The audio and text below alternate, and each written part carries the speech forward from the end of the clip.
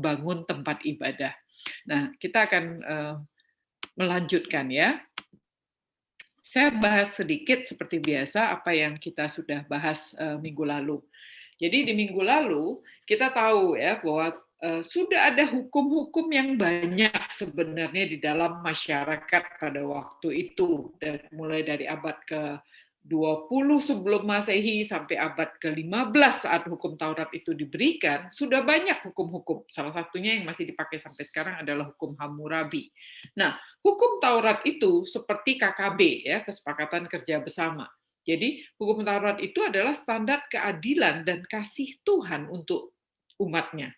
Jelas hukum ini tidak sama dengan hukum-hukum kemanusiaan dan moral dan kemanusiaan lainnya. Ada yang sama, ada yang dipertahankan, tapi ada yang dinaikin, yang diimprove, ada yang dibuang juga, ada yang ditambahkan. Nah, itu dia ya, sehingga hukum KKB ini, seperti KKB, melengkapi ini benar-benar hanya Tuhan dan umatnya, tidak berlaku untuk di luar Israel. Ya. Nah, dalam hukum Taurat itu ada 3 bagian. Kita udah bahas 2 minggu lalu, kita bahas tentang moral law. Jadi aturan hukum Tuhan yang mengatur tentang kehidupan moral. Ini adalah 10 perintah Allah ya. Itu kita udah bahas di Keluaran 20. Ini adalah prinsip-prinsip moral. Makanya pendek-pendek. Hanya jangan hormati orang tuamu, jangan membunuh, jangan berzina, jangan mencuri gitu ya. Jadi itu adalah hukum moral.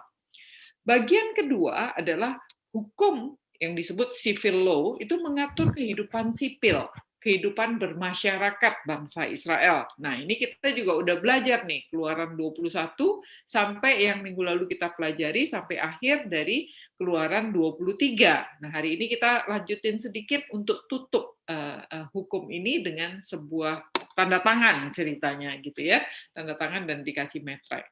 Nah, lalu hukum yang ketiga adalah ceremonial law. Ini adalah hukum peraturan-peraturan yang mengatur tata cara upacara kehidupan religius dari orang-orang Israel. Nah, ini yang akan kita mulai bahas minggu ini dan minggu depan ya. Kita bagi 2. Minggu ini dan minggu depan. 2 minggu ini kita bicara tentang tata cara upacara dan kehidupan religius orang Israel.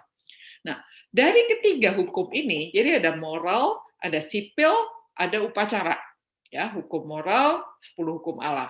Hukum sipil sudah kita bahas minggu lalu ya, tentang budak lah, tentang sesama kalau mencuri harus bayar utang dan seterusnya. Kalau sapinya kecemplung bagaimana seterusnya, ya. Dan yang ketiga adalah hukum upacara. Nah, ketiga hukum ini mencerminkan sebenarnya karakter dari Tuhan kita. Ya, dari setiap aturan yang kita bikin itu biasanya mencerminkan karakter siapa yang bikin aturan tersebut. Nah, dari ketiga hal ini kita tahu bahwa karakter Tuhan yang nomor 1 adalah suci.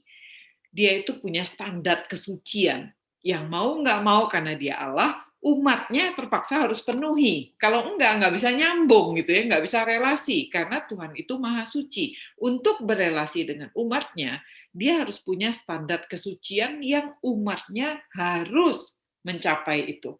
Nah, apalagi sekarang Tuhan mau tinggal dekat dengan umatnya. Nah, berarti di tempat Tuhan dan seluruh umatnya harus naik tingkat gitu untuk mencapai standar kesucian Tuhan. Kalau enggak, Tuhan enggak bisa tinggal bersama umatnya. Ya. Nah, yang kedua adalah Tuhan itu adil. Jadi sifat Tuhan yang pertama suci, sifat kedua Tuhan adalah adil. Jadi keadilan Tuhan itu tidak hanya terlihat dari prinsip moralnya saja, 10 hukum Allah, jangan ambil nyawa orang lain gitu ya, hormati orang tuamu gitu, dan hanya ada satu Allah yang boleh kita sembah. Nah, prinsip moral itu yang didasarkan pada penghormatan kita kepada Tuhan dan kepada sesama, tetapi juga Tuhan lengkapi dengan detail aplikasi dalam kehidupan masyarakat sehari-hari. Nah, itu yang kita pelajari di minggu lalu ya. Nah, lalu prinsip yang ketiga adalah Tuhan itu kasih. Ya, jadi gampang, suci, adil, kasih. Nah, karena Tuhan itu kasih, Tuhan itu menyatakan dalam hukumnya itu kepeduliannya dan belas kasihannya. Tuhan pentingin orangnya, bukan normanya. Jadi tidak ada aturan hanya untuk orang kaya doang, orang berkelas doang. Enggak, Tuhan memandang sampai budak, sampai perempuan yang lagi hamil, sampai orang yang membunuh dengan tidak sengaja misalnya ya, sampai para janda, yatim piatu, dan orang-orang miskin. Itu diatur sama Tuhan semuanya. Ya. Nah, setelah peraturan dan ketetapan, sudah Tuhan kasih peraturan dan ketetapan, Tuhan itu tahu manusia itu tidak bakal bisa memenuhi peraturan dan ketetapan itu. Makanya selalu, coba nanti diperhatikan, Bapak Ibu kalau ada waktu lagi baca kembali, setelah peraturan pasti ada aturan tentang mesbah dan korban. Artinya Tuhan tahu nggak bakal bisa penuhin, harus minta ampun, harus akuin dosa, pengampunan, potong korban, baru kembali bisa berelasi dengan Tuhan. Selalu modelnya begitu, peraturan mesbah, peraturan mesbah, peraturan mesbah. Gitu ya. Nah, kita udah bahas tentang moral law, ya, 10 hukum Allah. Ada 5 prinsip utama. Yang pertama adalah sumbernya dari Tuhan sendiri. Kita tahu ya, hukum-hukum moral sudah ada pada waktu itu. Tapi ini ada standar tertentu yang datang dari Tuhan sendiri yang diperlakukan kepada umatnya. Itu nomor 1. Nomor 2, dimulai dengan kata, kamu jangan. Nah, jadi ini bukan dimulai dengan jika kamu begini, maka begitu. Enggak, ini semua hukum 10 hukum Tuhan ini dimulai dengan kamu jangan. Ya, artinya itu adalah kebenaran absolut, enggak boleh dibantah, enggak ada kontradiksi, harus diterima tanpa argumentasi, gitu ya. Kamu jangan. Jangan punya Allah lain di hadapanku. Titik, nggak ada argumentasi, gitu ya. Hormat dan ingat dan kuduskan hari Sabat. Titik juga. Hormati kedua orang tuamu. Titik, gitu ya. Jadi nggak ada salahnya, gitu.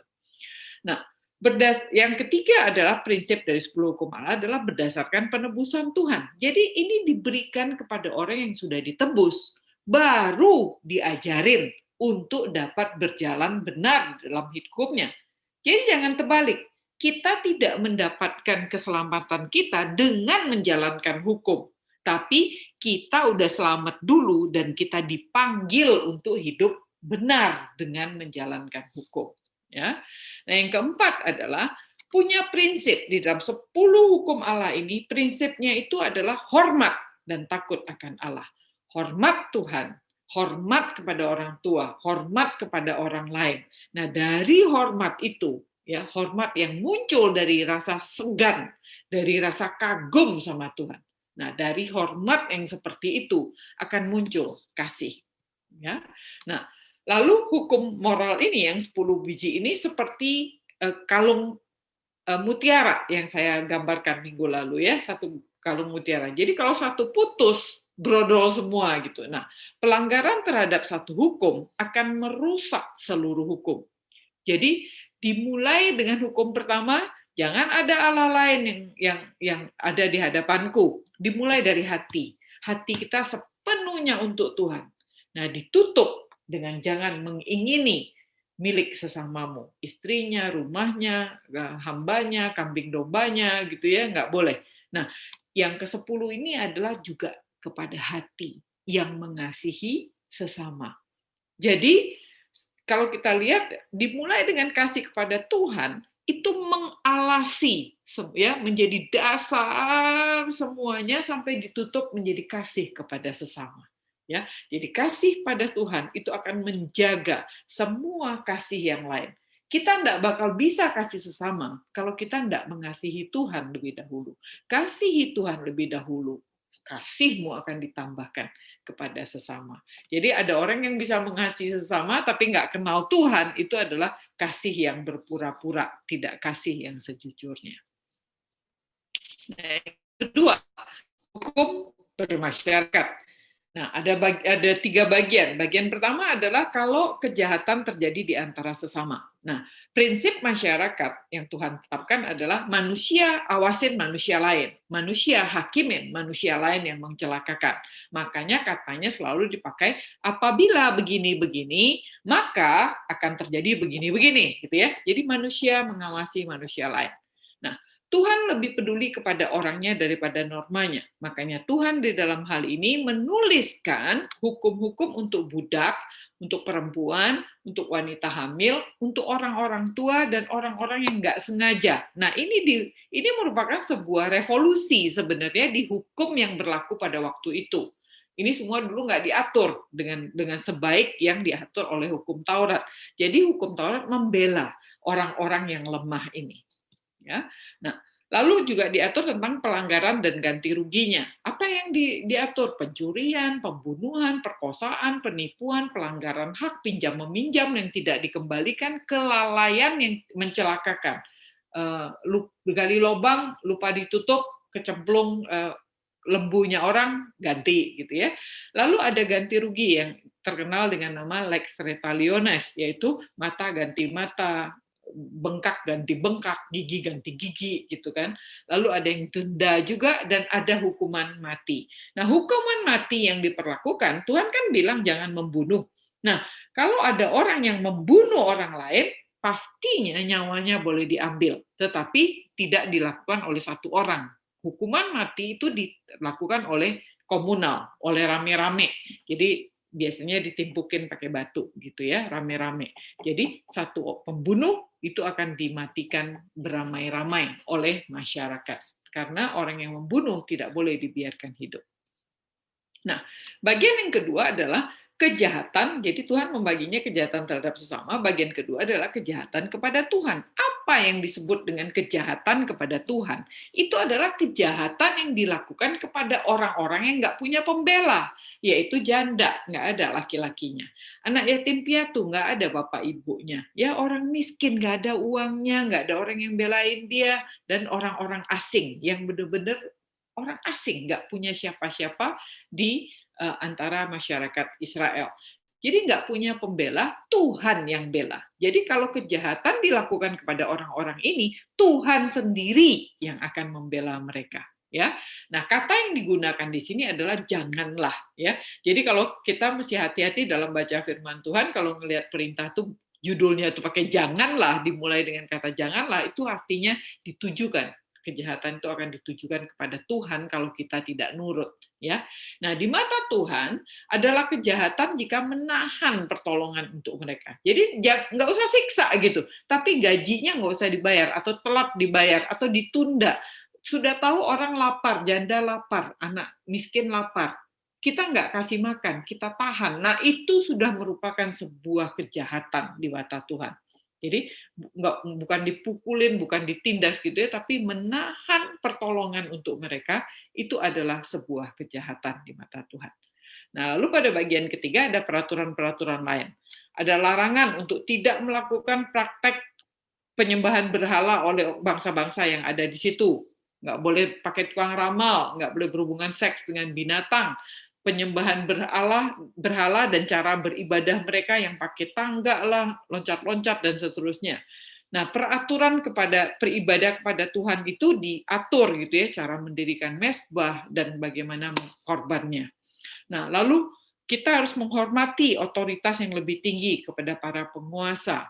Lalu persembahan ya, diatur juga ada persembahan untuk secara materi dan waktu. Materi contohnya adalah buah sulung yang harus diberikan. Lalu waktu, ibadah itu ada 3 kali setahun. Ada ibadah roti tak beragi, ada pengumpulan hasil, dan ada panen itu ya. Nah, lalu juga diatur tentang keadilan, tidak menerima suap, tidak memihak dengan alasan apapun gitu ya, bukan karena dia miskin, bukan karena dia lemah, tetapi ya kebenaran harus dengan kebenaran, tidak dengan alasan apapun membuat kita memihak begitu kan. Nah, mengistirahatkan tanah itu adalah keadilan kepada tanah, hanya boleh dikerjain 6 tahun, tahun ke-7 istirahat, nggak boleh diambilin hasilnya, tahun ke-7 biar orang miskin yang ambil. Kalau orang miskin udah ambil, biar binatang yang habisin gitu ya. Istirahat tahun ke-7. Nah, termasuk juga Sabat. Sabat itu merupakan keadilan Tuhan untuk seluruh anak buah kita, untuk seluruh budak, seluruh pembantu, seluruh orang kerja itu diistirahatkan ya. Itu Sabat, berhenti di dalam Tuhan. Nah, lalu pasal 23 itu setelah dibikin aturan 10 hukum Allah, lalu ada kitab perjanjian dengan hukum kemasyarakatannya itu, kemudian muncul nih syarat perjanjiannya, begitu kan? Itu di Keluaran 23. Nah, di dalam term of agreement ini, syarat perjanjian itu pastinya ada hak dan kewajiban dari dua pihak yang mengikat perjanjian. Nah, pihak pertama adalah umat. Umat kewajibannya apa? Ada 3. 1, taat. Umat harus tunduk dan taat dengan sukarela kepada Tuhan dan semua perintahnya. Harus ekstra hati-hati dan waspada dengan spontanitas yang sering kebablasan. Nah, itu juga kita sering begitu, bukan? Kalau kita udah merasa dekat sama Tuhan, kita sudah bisa berdoa sama Tuhan, suka bablas, anggap Tuhan kadang-kadang pembantu kita. Nah, itu yang pertama. Umat tuh harus tunduk, itu syaratnya. Yang kedua, syaratnya adalah umat harus melayani Tuhan di dalam ibadah dan di dalam kerja. Jadi melayani Tuhan tidak hanya hari Minggu, tapi dari Minggu sampai Senin. Kerinduan kita untuk melayani Tuhan itu harus tercipta tidak saat kita beribadah, benar-benar datang ke gereja atau seperti sekarang kita beribadah, tetapi juga tercerminkan dari cara kita bekerja.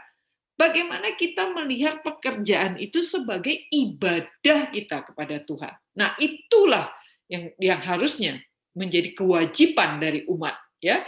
Tunduk pada Tuhan dan melayani Tuhan dari Senin sampai Senin gitu. Nggak boleh cuma Minggu doang gitu. Pekerjaan pun harus menjadi pelayanan buat Tuhan. Nah, yang ketiga adalah separation. Separation itu adalah kita dikuduskan. Kita ini bukan datang dari dunia. Kita ini menjadi umat Tuhan, datang udah keluar dari Mesir, orang Israel dipisahin dari bangsa-bangsa lain. Bangsa-bangsa lain modelnya begini, Israel modelnya lain lagi. Ya, dan Tuhan minta dipisahkan, dikuduskan dengan standar kesucian dari Tuhan. Jangan menduakan Tuhan, terutama pemujaan pada diri kita sendiri. Ya, sering sekali yang menjadi halangan di dalam menyembah Tuhan sebenarnya datang dari diri kita sendiri, kemalasan kita, ya, pikiran macam-macam, kita mau punya kepentingan sendiri dan kita memanfaatkan Tuhan untuk sebenarnya melakukan pemusatan kepada diri sendiri. Padahal Tuhan bilang kamu dipisahkan bahkan dari dirimu sendiri karena dirimu bukan punyamu lagi. Diri kita ini sudah ditebus, artinya sudah dibayar sama Tuhan. Siapa bilang itu punya kita? Udah nggak punya kita lagi, bukan? Nah, lalu itu pihak pertama, umat, ya. Nah, pihak kedua adalah Tuhan. Nah, Tuhan menjanjikan apa? Tuhan bilang begini, kalau engkau ikutin ya syaratku ya yang perintah yang sudah aku kasih ini, perintah dan ketetapan yang kuberikan kepadamu umat, dan engkau taat dan engkau melayani dan engkau menguduskan dirimu, Tuhan akan memberikan apa? Perlindungan, memberikan tanah perjanjian dan memberikan berkat. Tuhan bilang apa? Aku akan berperang untukmu. Aku akan melindungi engkau dan akan menjagamu. Tuhan memberikan tanah perjanjian untuk umatnya. Tuhan kasih batasnya. Ya, kalau kita baca dari Keluaran 23 itu, dari sini ke sini, dari sini ke sini, Tuhan kasih batasnya. Dan Tuhan akan memberkati. Nggak ada mandul, nggak ada penyakit, kesehatannya baik, umurnya panjang, kesejahteraannya, makannya cukup, semuanya lengkap. Tuhan akan kasih. Ya, jadi kalau umat kembali taat, melayani Tuhan, dan dikuduskan, Tuhan kasih perlindungan, kasih tanah perjanjian, dan diberikan berkat. Umat lakukan, Tuhan berkati. Tapi sampai sekarang Israel tidak pernah bisa menduduki tanah perjanjian. Bahkan zaman Salomo pun hanya sepertiga yang bisa diduduki. Mengapa? Karena Israel tidak pernah sepenuhnya menjalankan kewajibannya. Ya, jadi bahkan sampai saat Salomo raja yang paling hebat di Israel sekalipun, tanah yang dia dudukin itu cuma sepertiga dari yang Tuhan janjikan.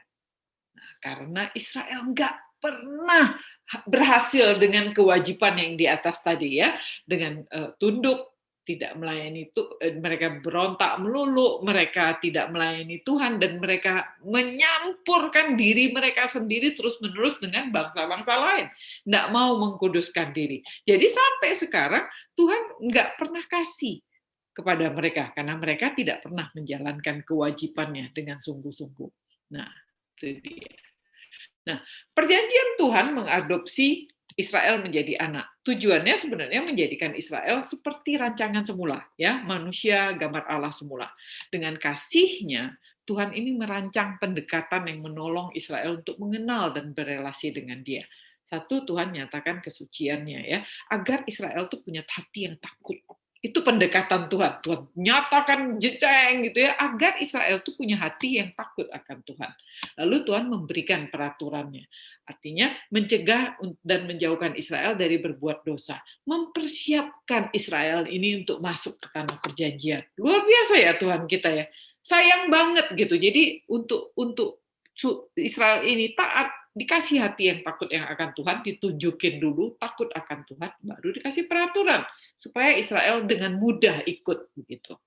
Nah, Tuhan sudah jalanin bagiannya, ya, dari tebus, dari mengasihi si Israel itu, menyatakan kesuciannya, memberikan peraturannya. Sudah semua Tuhan lakukan. Nah, sekarang bagian dari umat untuk percaya dan taat. Ya, Israel itu perlu menyatakan komitmennya. Oke, Tuhan, saya umat mau taat sekarang, kan gitu ya. Nah, perjanjian Tuhan Allah Israel dan umatnya ini perlu ditulis sekarang dan ditandatanganin pakai meterai. Nah, gitu ya. Jadi kayak orang bikin surat warisan, kalau ngomong-ngomong doang kan nggak bisa. Harus ada surat hitam di atas putih dan harus ada saksi yang menyaksikan ini ada suratnya, gitu ya. Nah, itu yang akan kita pelajari pada hari ini. Kita akan masuk ke pasal 24. Ya. Nah, pasal 24 itu adalah upacara pengikatan perjanjian antara Tuhan dan bangsa Israel. Ya, jadi berfirmanlah ia Tuhan kepada Musa, naiklah menghadap Tuhan, engkau dan Harun, Nadab dan Abihu, dan 70 orang dari para tua-tua Israel, dan sujudlah kamu menyembah dari jauh. Hanya Musa sendiri yang boleh mendekat kepada Tuhan, tetapi mereka tidak boleh mendekat, dan bangsa itu tetap di bawah, nggak boleh naik bersama-sama dengan dia. Ya, jadi Musa kita udah tahu naik turun gunung beberapa kali dia kan. Nah ini adalah sebuah singkatan gitu ya. Ayat 1-2 ini menyatakan Musa naik turun gunung lagi. Nah, lalu sekarang Musa udah turun ya. Lalu datanglah Musa. Dia beritahukan kepada bangsa itu segala firman Tuhan dan segala peraturannya itu. Maka seluruh bangsanya itu menjawab serentak, segala firman yang diucapkan Tuhan itu akan kami lakukan. Jadi begitu Musa turun, dia kasih tahu. Artinya Musa tuh hafalin tuh semua peraturan yang kita bahas di minggu lalu itu ya, sampai 9:30 malam itu Musa tuh hafal. Kemudian dia kasih tahu umat Israel, dan orang Israel bilang, segala firman yang diucapkan Tuhan akan kami lakukan. Pede habis orang Israel. Bisa. Ya, baik informasi dari Musa dan janji umat Israel ini, Musa ngomong, Israel ngomong, dua-duanya ngomong-ngomong doang, kan gitu. Nah, makanya setelah ngomong begini, Israel bilang iya, lalu Musa menuliskan segala firman Tuhan itu. Jadi Musa take it serius gitu, dia ambil serius. Udah bisa ya, udah gue ngomongin ya, mau ya, mau, kata si Israel ya. Bisa kan? Bisa, akan kami lakukan. Baik, sekarang aku tulis, kata Musa. Ya, jadi setelah percakapan verbal ini, Musa menuliskan perjanjian ini. Perjanjian yang formal itu harus ditulis, kemudian untuk ditandatangani di atas meterai. Kira-kira gitu ya. Jadi keesokan paginya, pagi-pagi, keesokan harinya pagi-pagi, didirikanlah mezbah di kaki gunung itu dengan 12 tugu sesuai dengan ke-12 suku Israel. Jadi Musa nggak berlama-lama. Hari itu dia turun, dia kasih tahu, ngobrol, Israel bilang iya, langsung ditulis semuanya sama Musa. Mungkin begadang-begadang deh Musa ya, tapi dia sudah mempersiapkan dirinya dengan baik. Artinya papirusnya ada, tintanya nggak habis. Musa lakukan sepanjang malam, mungkin dia akan menuliskan hukum itu supaya nggak lupa juga. Jadi Musa lakukan. Nah, 12 tugu itu dibikin melambangkan 12 suku Israel, melambangkan seluruh orang Israel. Ya, nah kemudian disuruhnya lah orang-orang muda dari bangsa Israel, maka mereka mempersembahkan korban bakaran, menyembelih lembu-lembu jantan sebagai korban keselamatan kepada Tuhan. Sesudah itu Musa mengambil sebagian dari darah itu, ya, kan disembelih, diambil darahnya, lalu ditaruh di dalam sebuah pasu, sebagian lagi dari darah itu disiramkan kepada mezbah, ya. Nah, diambilnya kitab perjanjian itu. Dia udah punya kitab perjanjian kan yang dia tulis sendiri tadi ya, lalu dia bacakan. Dia bacakan yang dia tulis. Jadi ini formal nih, baca. Ya, didengar oleh bangsa itu dan mereka berkata, segala firman Tuhan akan kami lakukan dan akan kami taati. Kalau tadi ngomong cuman lakukan, sekarang mereka nambah lagi, akan kami taati. Artinya benar-benar mau dilakukan. Jadi ini formal ya, ceng-ceng tuh, Musa baca, umat melakukan dan mentaati. Nah, jadi sekarang ini Musa membacakan dari apa yang dituliskannya semalam dan Israel menyatakan janjinya. Inilah perjanjian tertulis yang formal itu, ya. Kemudian Musa mengambil darah itu yang tadi udah disiramkan ke mezbah, ambil darah itu, disiramkan kepada bangsa itu serta berkata, ini darah perjanjian yang diadakan Tuhan dengan kamu berdasarkan segala firman ini. Jadi Musa melakukan pengesahan perjanjian ini dengan darah, suatu peringatan yang sangat serius. Akan ada kematian artinya jika salah satu melanggar perjanjian ini. Ya, kalau Tuhan yang melanggar, Tuhan yang mati, gitu loh konsekuensinya. Kalau umat yang melanggar, umat yang mati. Jadi ini adalah suatu perjanjian yang sangat serius pakai darah, gitu ya. Nah, dan naiklah Musa dengan Harun, Nadab, dan Abihu dan 70 orang dari para tua-tua Israel. Kali ini semua pejabat naik Gunung Sinai. Ya, setelah tanda tangan nih ceritanya, Musa, Harun, Nadab, Abihu, dan 70 naik semua. Apa Tuhan kasih izin? Ya, dia nggak nanya Tuhan loh, dan Tuhan nggak perintahin. Jadi ini semua pejabat naik Gunung Sinai ini. Ya, lalu mereka melihat Allah Israel. Apa yang dilihatnya? Kakinya Tuhan terlihat berjejak pada sesuatu yang buatannya seperti lantai dari batu nilam yang terangnya seperti langit yang cerah. Jadi lantai itu seperti langit biru gitu ya, cerah gitu kan. Nah, dan mereka melihat kakinya Tuhan. Kenapa dikatakan kakinya Tuhan? Mungkin bentuknya kayak kaki. Kita nggak tahu persis seperti apa ya, tapi itu yang dicatat oleh Musa, kakinya Tuhan mereka lihat yang berjejak di atas langit yang cerah. Nah, tetapi kepada pemuka-pemuka orang Israel itu tidak diulurkannya tangannya. Ingat ya, kalau Tuhan mengulurkan tangannya, apa yang terjadi? Nah, kan, jadi kepada pemuka-pemuka orang Israel itu, Tuhan tidak mengulurkan tangannya. Lalu mereka memandang Allah, lalu makan dan minum. Jadi Tuhan biarin gitu ya. Jadi Tuhan izinin mereka makan bersama. Tuhan artinya melindungi mereka, memberikan keselamatan, memberikan keamanan dan kesejahteraan mereka. Nah, jadi ini merupakan ketika kita makan bersama, artinya itu perayaan atas perjanjian yang sudah ditandatanganin dan sudah dimeteraikan. Artinya settled dan sealed with blood. With blood ya. Sesuatu yang sudah udah ya sah ya, tanda tangan ya dengan darah. Makanya mereka makan bersama kan gitu ya. Nah, lalu dilanjutkan dengan Musa di Gunung Sinai. Tuhan berfirman kepada Musa, naiklah menghadap aku ke atas gunung. Suruh naik lagi ya, dan tinggallah di sana. Maka aku akan memberikan kepadamu loh batu, yakni hukum dan perintah yang telah kutuliskan untuk diajarkan kepada mereka. Jadi kali ini kalau tadi Musa yang tulis, kali ini Tuhan bilang, kamu naik lagi atas gunung. Sekarang aku yang kasih padamu, ya, aku yang tulis kata Tuhan. Ini lebih, dan ini ditulisnya nggak pakai kertas, ini pakai batu, ya. Benar-benar udah sah gitu ya, kutulis dan tolong ajarin pada mereka. Lalu berangkatlah Musa dan Yosua abdinya, maka naiklah Musa ke atas gunung Allah itu. Tetapi kepada para tua-tua ia berkata, tinggal di sini menunggu kami. sampai kami kembali lagi kepadamu. Bukankah ada Hur, ada si Harun, ada bersama-sama kamu. Siapa yang ada perkaranya, datang kepada mereka. Jadi aku pergi ya, kamu ada perkara ke Harun dan Hur. Maka Musa mendaki gunung dan awan itu menutupinya. Kemuliaan Tuhan diam di atas gunung Sinai. Dan awan itu menutupinya 6 hari. Nah, ya, coba kita perhatikan angka 6 ya, 6 hari. Dan pada hari ke-7 dipanggilnya Musa dari tengah-tengah awan itu. Jadi, Bapak Ibu coba perhatikan begini. Angka-angka di dalam Alkitab itu semua ada artinya. Sebentar lagi kita akan masuk ke kemah suci. Semua angka itu ada artinya, ya. Nah, di sini Musa mencatat 6 hari. Ya, awan itu menutupi, hari ke-7 baru Musa dipanggil, ya. Angka 6 itu angka nyaris. Ya, angka nyaris, angka yang menyatakan kegagalan manusia, ya.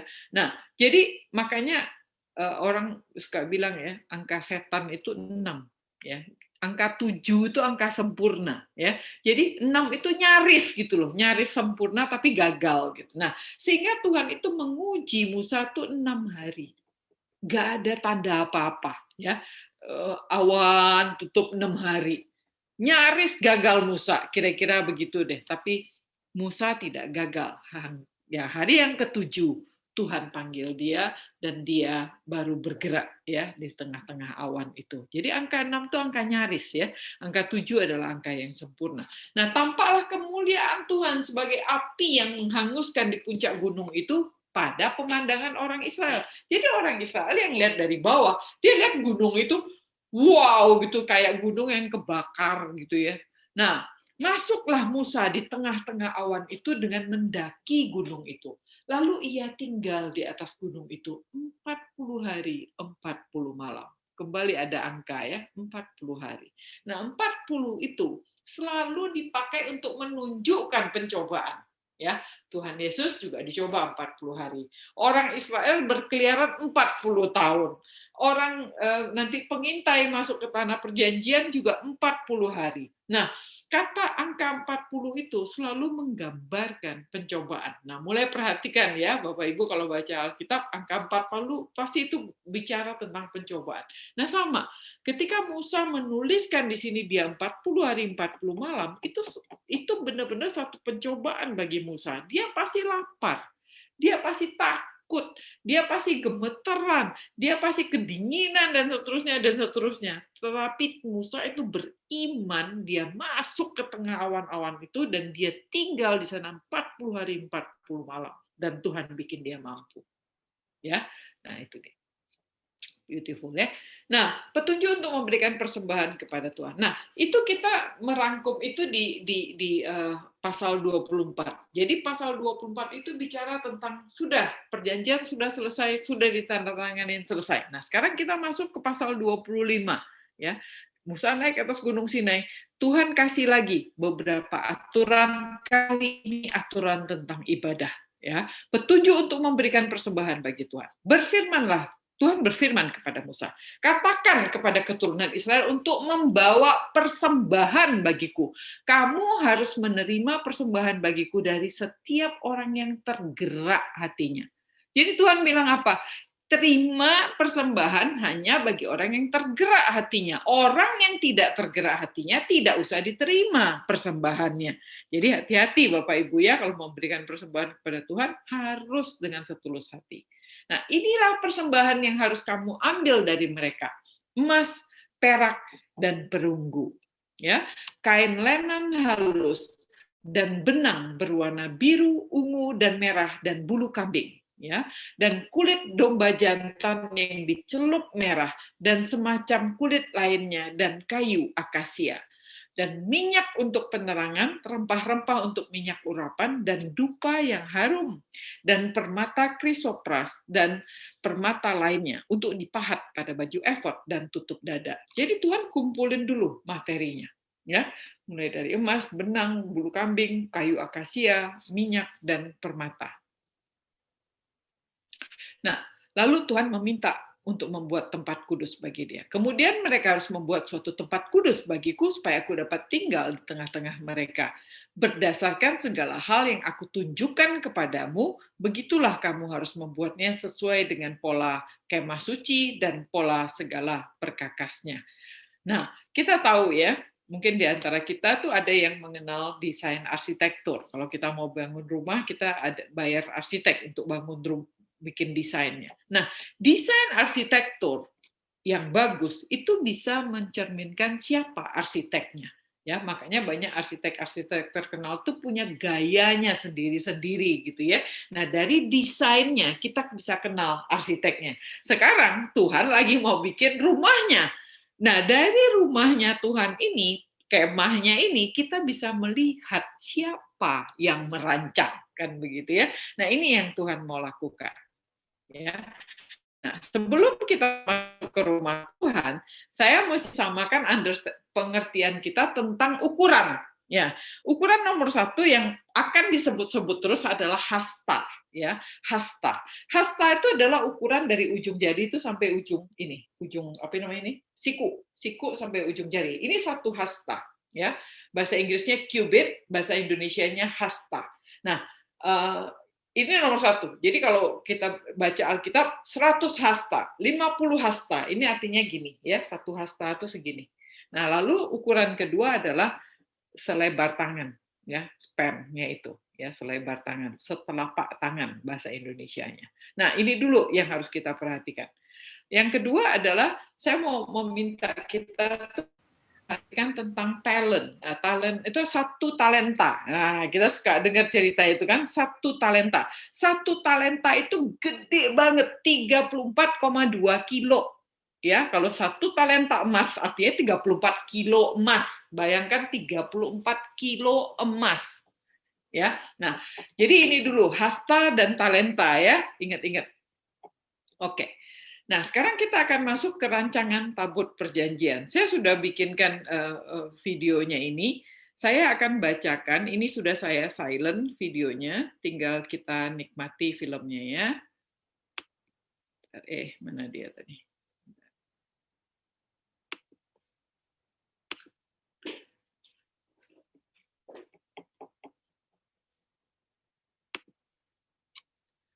Umat Israel harus membuat sebuah tabut dari kayu akasia yang panjangnya 110 cm, lebarnya 66 cm, dan tingginya 66 cm. Lapisi dengan emas murni, baik bagian dalam maupun bagian luarnya, dan buatlah bingkai emas di sekelilingnya. Tuanglah emas untuk membuat 4 gelang dan pasangkan pada keempat kakinya, yaitu 2 gelang pada masing-masing sisi. Buatlah tongkat-tongkat pengusung dari kayu akasia yang dilapisi dengan emas. Masukkan tongkat-tongkat itu ke dalam gelang di setiap sisi tabut supaya tabut itu dapat diusung. Tongkat-tongkat pengusung itu harus tetap berada dalam gelang-gelang itu dan tidak boleh dilepaskan darinya. Letakkan loh batu hukum yang akan aku berikan kepadamu di dalam tabut itu.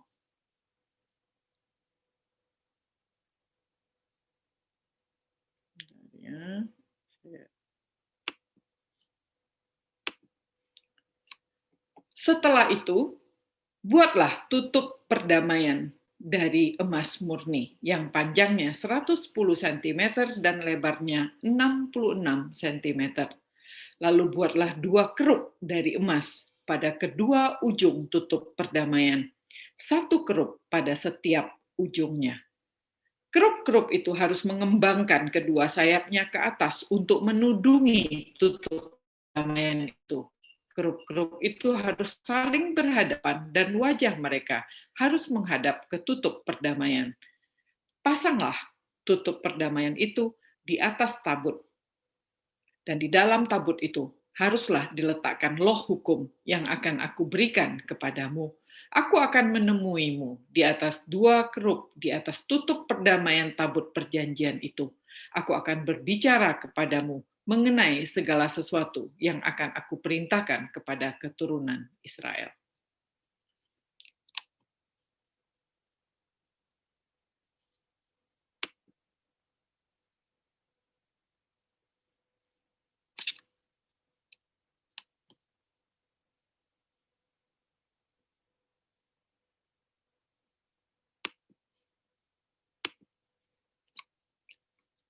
Buatlah sebuah meja dari kayu akasia yang panjangnya 90 cm, lebarnya 45 cm, dan tingginya 66 cm.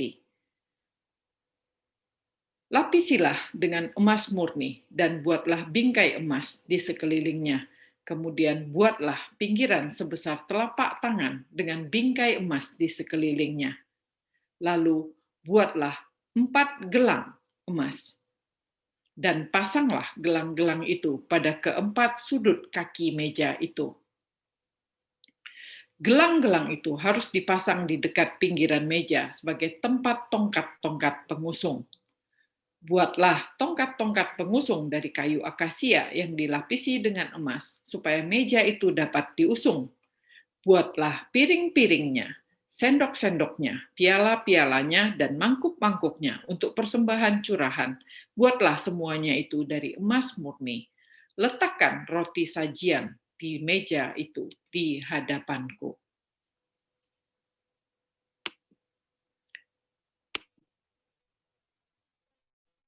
Kita masuk ke dalam rancangan kaki Dian ya. Jadi ini saya sudah bikinkan video seperti ini supaya kita gampang melihatnya.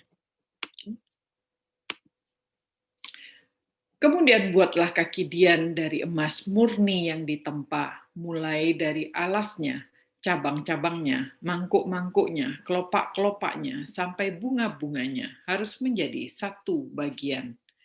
Kaki Dian itu harus mempunyai 6 cabang pada kedua sisinya, 3 cabang pada satu sisi. Pada setiap cabang ada 3 mangkuk yang dibuat seperti bunga badam, masing-masing mempunyai satu tampuk dan satu kelopak bunganya. Lalu pada kaki Dian itu sendiri akan ada 4 tampuk yang dibuat seperti bunga badam dengan tampuk dan kelopaknya. Ada satu tampuk bunga di bawah sepasang yang pertama, dan satu bunga lagi di bawah sepasang cabang yang kedua, dan satu bunga lagi di bawah sepasang cabang yang ketiga. Semua bunga dan cabang menyatu dan dibuat dengan satu bongkahan emas murni tempaan.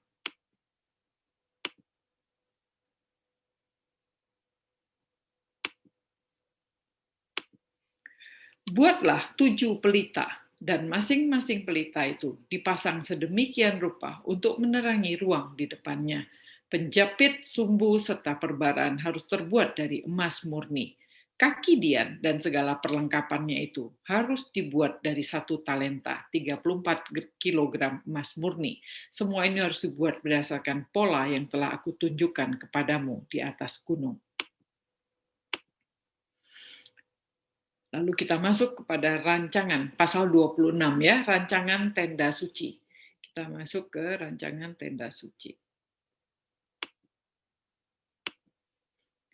Buatlah kemah suci dari 10 tirai dari kain linen halus bermotifkan keruk yang dibuat dari benang biru, ungu, dan merah oleh seorang ahli tenun. Masing-masing tirai berukuran sama, panjangnya 12,5 meter dan lebarnya 1,8 meter. Setiap 5 tirai harus disambung menjadi satu bagian. Buatlah lubang kancing dari kain biru pada tepi tirai yang paling luar dan dari masing-masing sambungan tirai.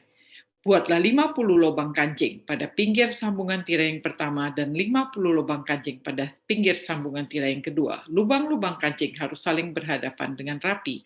Buatlah 50 pengait emas dan kaitkanlah tirai-tirai itu sehingga menjadi satu bagian besar dari tirai kemah suci.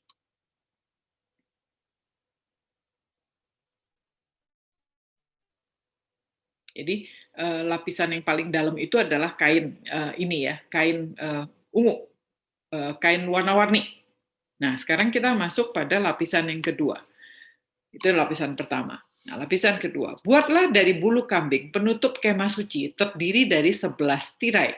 Masing-masing tirai berukuran sama dengan panjang 13,5 meter dan lebar 1,8 meter. Buatlah sambungan dari 5 tirai dan dari 6 tirai. Jadi satu bagian 5 tirai, satu bagian 6 tirai.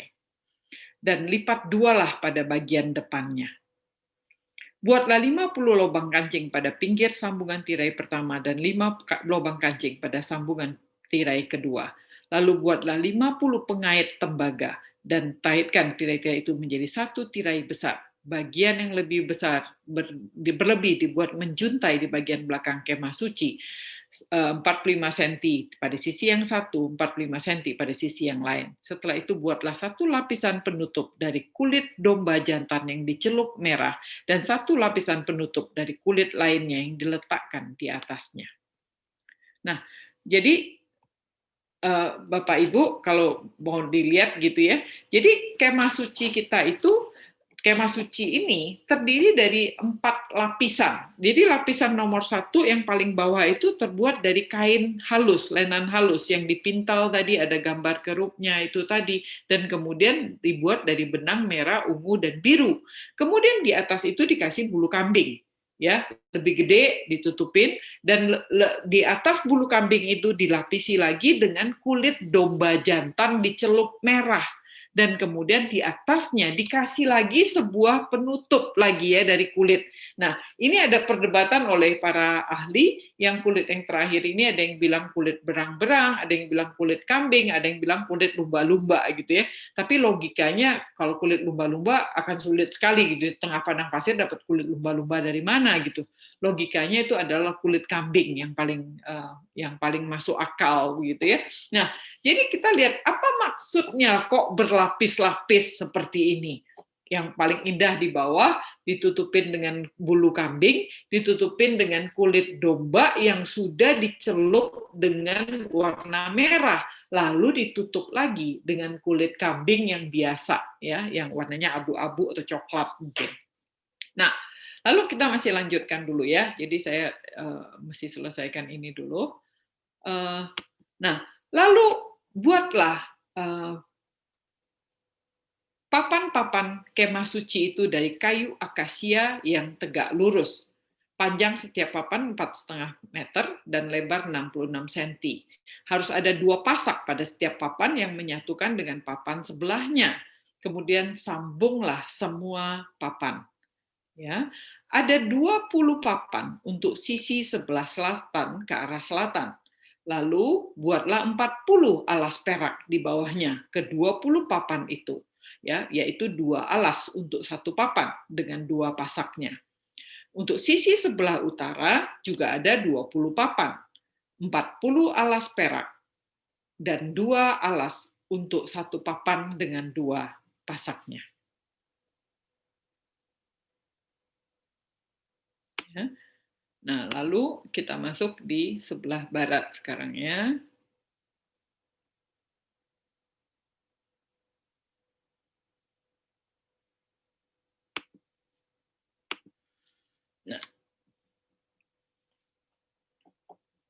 Nah, di sebelah barat ada 6 papan, nyaris tadi ya, dan 2 papan ditambahkan pada sudut-sudutnya. Jadi harus ditambahkan 2 papan. Papan-papan itu harus disambung pada bagian bawah sampai ke atas sehingga membentuk 2 sudut yang menyatukan kedua bidang dengan kuat. Jadi harus ada 8 papan dan 16 alas perak, 2 alas di bawah satu papan. Nah, buatlah 15 palang lintang dari kayu akasia, 5 palang untuk setiap sisi, selatan, utara, dan barat. Tempatkan satu palang lintang di tengah-tengah papan-papan itu, menembus dari satu ujung ke ujung lainnya. Nah, ini palang lintangnya. Ya, satu di tengah-tengah, menembus dari ujung ke ujung. Lapisi papan-papan itu dengan emas dan buatlah gelang-gelang dari emas sebagai tempat palang-palang lintang itu. Semua palang lintang harus dilapisi emas. Dirikanlah kemah suci itu menurut rancangan yang telah ditunjukkan kepadamu dari arah di atas gunung itu. Nah, lalu kita masuk kepada bagian tirainya.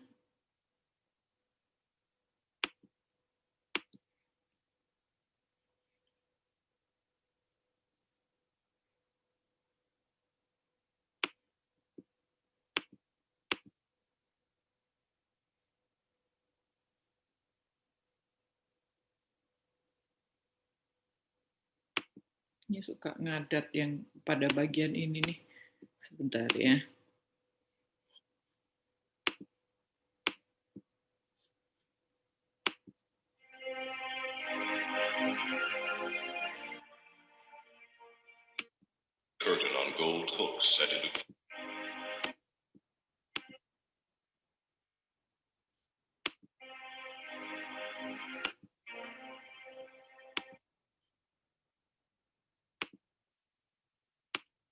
Oke. Nah, buatlah tirai dari kain linen harus bermotifkan kerup yang dibuat dari benang biru, ungu, dan merah karya seorang ahli tenun. Gantungkan tirai pada tiang kayu akasia yang dilapisi emas dan kaitan emas pada keempat alas perak. Gantungkan tirai di bawah kaitan-kaitannya dan masukkan tabut perjanjian ke sisi dalam tirai itu, yang memisahkan ruang kudus dari ruang maha kudus bagimu. Taruhlah tutup perdamaian di atas tabut perjanjian di dalam ruang maha kudus. Letakkan kaki dian dan meja di luar tirai. Kaki dian di sebelah selatan berhadapan dengan meja di sebelah utara. Buatlah tirai sebagai pintu tenda dari kain linen halus yang ditenun dari benang biru, ungu, dan merah. Gantungkanlah tirai itu pada 5 tiang dari kayu akasia yang dilapisi emas beserta kaitan-kaitannya yang juga terbuat dari emas di atas 5 alas tembaga. Nah, lalu kita masuk ke dalam pembuat rancangan mesbah persembahan bakaran ya. Kita lanjut di sini sebentar, saya setting dulu. Buatlah mesbah bujur sangkar dari kayu akasia, panjang dan lebarnya 2,2 meter dan tingginya 1,3 meter. Buatlah tanduk-tanduk yang menyatu ke 4 sudutnya, harus dilapisi dengan tembaga. Buatlah belanga-belanga untuk menampung abunya, sekop-sekop, bokor-bokornya, garpu-garpunya, dan perbaran-perbarannya. Semua perkakas harus dibuat dari tembaga. Buatlah jala-jala dari tembaga, dan pada jala-jala itu buatlah 4 gelang tembaga pada keempat sudutnya. Pasanglah jala-jala dari bawah pinggir mesbah, supaya jala-jala itu sampai ke tengah mesbah. Buatlah tongkat-tongkat pengusung dari kayu akasia yang dilapisi dengan tembaga.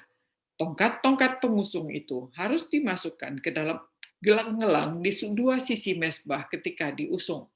Mesbah harus dibuat dari papan dan berongga seperti yang telah ditunjukkan kepadamu di atas gunung itu. Nah, sekarang kita masuk kepada rancangan pelataran tenda suci. Nah, ini makanya kalau pakai video cepat ya, sudah masuk kita ke pasal 27 sekarang. Pasal 27 kita akan mulai di menit 22:33. Oke. Oke. Pada sisi selatan kemah suci, buatlah tirai dari kain linen halus yang dipintal dengan panjang 44,5 meter. Dan harus ada 20 tiang dengan 20 alas tiangnya dari tembaga. Sedangkan kaitan tiang dan penyambung-penyambungnya harus dibuat dari perak. Demikian pula dengan sisi utara kemah suci. Harus dibuat persis seperti sisi selatan.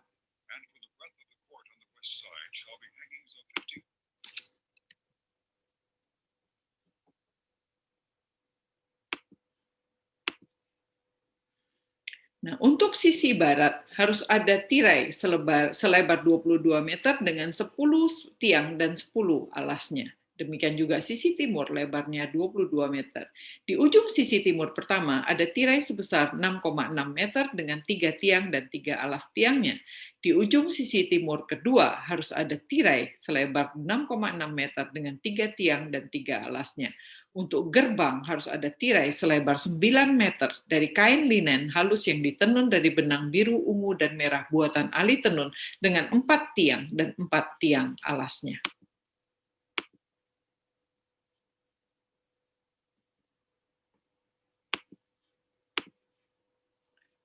Semua tiang di sekeliling pelataran harus tersambung dengan perak dan kaitan-kaitannya juga dari perak, semua alas tiangnya dari tembaga. Panjang tirai pelataran itu 44,5 meter lebarnya 22 meter dan tingginya 2,2 meter yang dibuat dari kain linen halus yang dipintal dan semua alas tiang dari tembaga. Segala perlengkapan kemah suci untuk keperluan ibadah, semua patoknya, termasuk patok untuk pelataran, harus terbuat dari tembaga. Semua perlengkapan yang dipakai dalam kemah, semua patok untuk kemah, untuk layarnya, harus dibuat dari tembaga. Haruslah kau perintahkan kepada keturunan Israel untuk membawa minyak zaitun tumbuk yang murni agar pelita dapat terus-menerus menyala. Dalam kemah pertemuan di luar bagian luar tirai yang menutup tabut perjanjian, Harun dan anak-anaknya harus menjaga tiap petang hingga pagi di hadapan Tuhan. Hal itu harus menjadi ketetapan untuk selama-lamanya bagi keturunan mereka, yaitu bagi keturunan Israel. Nah, demikian video-video yang sudah saya coba tampilkan ya untuk membantu kita membayangkan kemah suci itu seperti apa ya. Jadi ketika saya berbicara, tampil visualnya, semoga itu sekarang membuat kita lebih jelas gitu. Nah, apa yang kita pelajari pada hari ini ya? Jadi perjanjian Tuhan dan umatnya itu seperti pernikahan. Itu yang kita pelajari di pasal 24 tadi. Setelah seluruh hukum, 10 hukum Allah, lalu kemudian kita belajar tentang kitab perjanjian. Nah, pada pasal 24 tadi kita buka dengan penetapan perjanjian antara Tuhan dan Israel umatnya. Ada sumpah, ada janji formal yang dimeteraikan dengan darah. Ya, Tuhan sudah menebus, sudah membebaskan umat dari dosa agar bebas tidak berbuat dosa lagi. Jadi Tuhan itu membebaskan kita agar kita itu bebas, nggak bikin dosa lagi. Bukan untuk bebas, untuk melakukan apa yang kita mau bikin gitu ya, seenak udelnya gitu, nggak bisa begitu. Tuhan itu membebaskan kita dari perbudakan dosa agar kita tidak lagi berdosa, bukan untuk melakukan apa yang engkau inginkan seenak hatimu gitu ya. Dan kita tuh merdeka sekarang, tidak lagi dijajah oleh siapapun, dan kita dikembalikan ke rancangan semula, artinya kita mempunyai kerinduan untuk memilih menjadi umat Tuhan. Tuhan yang kita pilih menjadi Allah kita satu-satunya. Nah, sehingga ketika kita membuat perjanjian dengan Tuhan, artinya kita umat dan Tuhan itu menjadi Allah kita, ini adalah teokrasi. Ya, kita mengenal ada demokrasi. Demokrasi itu rakyat yang memimpin. Kalau teokrasi artinya Tuhan yang memimpin. Ini bukan monarki. Monarki adalah raja yang memimpin. Ini adalah teokrasi. Satu negara, satu bangsa yang dipimpin oleh Tuhan sendiri. Tuhan yang jadi presidennya gitu ya. Tuhan yang memimpin negara tersebut. Nah, ini sistem pemerintahan ini disebut teokrasi. Nah, itulah perjanjian Tuhan dengan umatnya. Kita masuk ke dalam sebuah pemerintahan Tuhan yang namanya teokrasi. Ya. Nah, itu pasal 24. Nah, pasal 24 setelah berjanji nih, itu kan kayak orang menikah. Setelah tanda tangan surat kawin, apa yang harus dilakukan? Ya, sudah dapat cincin segala macam, apa yang harus kita lakukan adalah kita membangun rumah. Mau tinggal bersama kan, Tuhan akan tinggal bersama umatnya.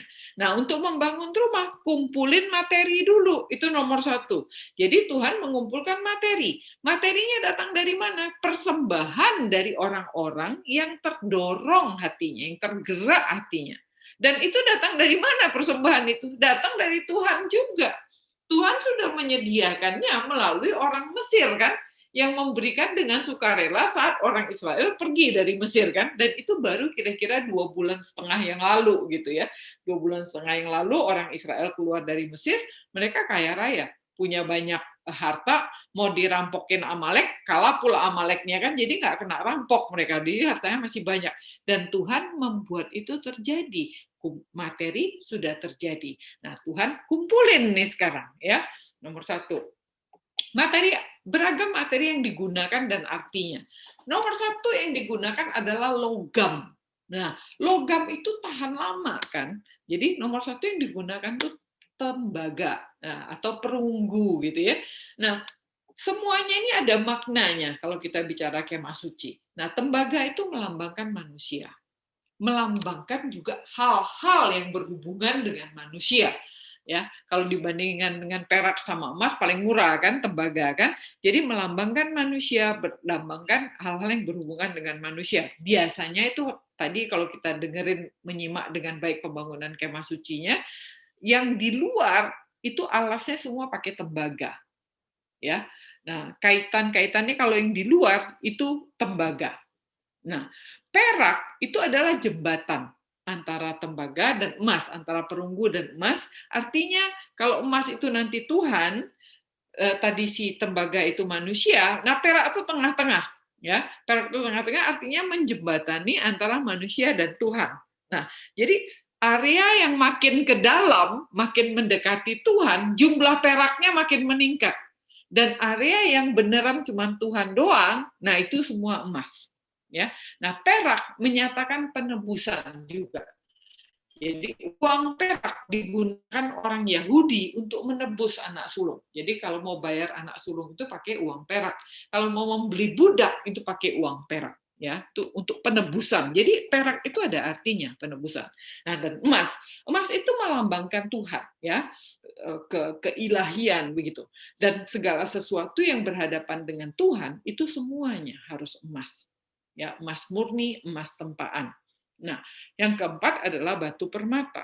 Nah, batu permata tidak digunakan di kemah suci, tetapi nanti ini menjadi peralatan untuk imam ya di baju efodnya. Ada 12 batu permata, itu akan kita belajar di minggu depan, melambangkan ke-12 suku Israel, artinya ke-12 suku itu berharga dan punya keindahan masing-masing di mata manusia. Ya, jadi minggu depan kita akan belajar ada 12 batu permata. Kalau seperti sekarang kan kita tahu orang-orang kita nih manusia itu memberi kelas gitu. Diamond paling atas, setelah itu safir, setelah itu onyx, setelah itu batu giok, batu akik dan seterusnya. Itu kan di mata manusia yang membuat seperti itu. Tuhan tidak memperlakukan seperti itu. Tuhan yang Tuhan perlakukan adalah semua batu yang Tuhan ciptakan di mata Tuhan tuh harganya sama. Nah, batu permata itu melambangkan ke-12 suku Israel berharga dan punya keindahan masing-masing di mata Tuhan. Ya, ini kok ada coret-coret ini bagaimana nih? Bingung. Oke. Nah, lalu yang kedua adalah benang dan kain berwarna. Jadi nomor satu Tuhan menggunakan logam, yang nomor dua adalah Tuhan menggunakan benang dan kain berwarna. Nah, biru itu melambangkan langit, surga, cakrawala yang tidak terbatas, ya lambangnya. Nah, lalu merah itu melambangkan kerajaan, kemegahan, kemewahan. Jadi kalau kita mau masuk istana raja pasti ada red carpetnya gitu ya, melambangkan kebesaran, kemegahan kerajaan itu. Dan ungu itu adalah sebenarnya gabungan dari biru dan merah ya. Itu warna antara. Kembali biru dan merah kalau digabungkan dia jadi ungu ya. Nah, ini adalah warna antara. Artinya melambangkan penguasanya, sang rajanya, si emperornya itu. Makanya Tuhan Yesus itu dilambangkan memakai jubah ungu ya. Waktu dia disalibkan itu diledekin orang kan. Dia adalah penguasa yang menjembatani Tuhan dan memimpin umat begitu kan. Nah, itu diledekin dengan kain ungu karena sebenarnya ungu itu adalah melambangkan imperial gitu, emperor gitu ya, penguasa yang menjembatani Tuhan dan memimpin umat. Jadi semua kain harus merah, biru, ungu. Nah, itu lambangnya itu, lambang dari divinity, Tuhanan, royal, kerajaan dan emperor, ya raja sendiri. Yang ketiga adalah kain lenan putih. Nah, kain lenan putih itu dipakai buat pagar tadi kan, yang memagari kemah suci ini. Nah, kain lenan putih itu melambangkan kebenaran absolut Tuhan. Ya, di Wahyu 19 ayat 8 dikatakan, dan kepadanya dikaruniakan supaya memakai kain lenan halus yang berkilau-kilauan dan yang putih bersih. Jadi lenan halus itu adalah perbuatan-perbuatan benar dari orang-orang kudus gitu. Jadi kalau kita melihat di tengah padang pasir gitu, ada satu perkemahan yang pakai kain lenan putih gitu, nggak semua orang tuh bisa mau deket, udah serem duluan kalau ngelihat udah putih-putih begitu tuh ya. Jadi putih juga melambangkan kebersihan dan kesucian dan kemurnian. Nah, itu kain lenan putih. Yang kedua adalah bulu kambing. Bulu kambing itu melambangkan para nabi dan nubuatannya. Lalu ada kulit domba yang diwarnai merah. Artinya apa? Melambangkan darah korban yang dicurahkan untuk penghapusan dosa. Lalu ada kulit lainnya, ya diduga itu adalah kulit kambing berwarna gelap gitu ya. Lalu ini melambangkan hal-hal biasa yang tidak istimewa, yang biasa-biasa saja. Dan ada kayu akasia, ini adalah kayu keras ya, melambangkan materi ya. Makanya dia selalu materi kemudian disalut gitu dengan tembaga dan logam. Kayu akasia juga melambangkan manusia. Nah, jadi perjanjian dengan Tuhan yang tadi itu seperti dua pernikahan, ya sudah disegel, sudah dimeteraikan, lalu Tuhan kumpulin materi. Setelah Tuhan kumpulin materi, dilakukan apa? Bangun kemah sucinya, ya, furniturnya sama peralatan-peralatan pentingnya serta dekorasinya mulai dilakukan. Nah, kemah suci itu adalah pusat dari perkemahan bangsa Israel. Dan Tuhan ini lagi bangun tuh kemah utamanya, kemah sucinya tuh menjadi pusat dari perkampungan orang Israel itu.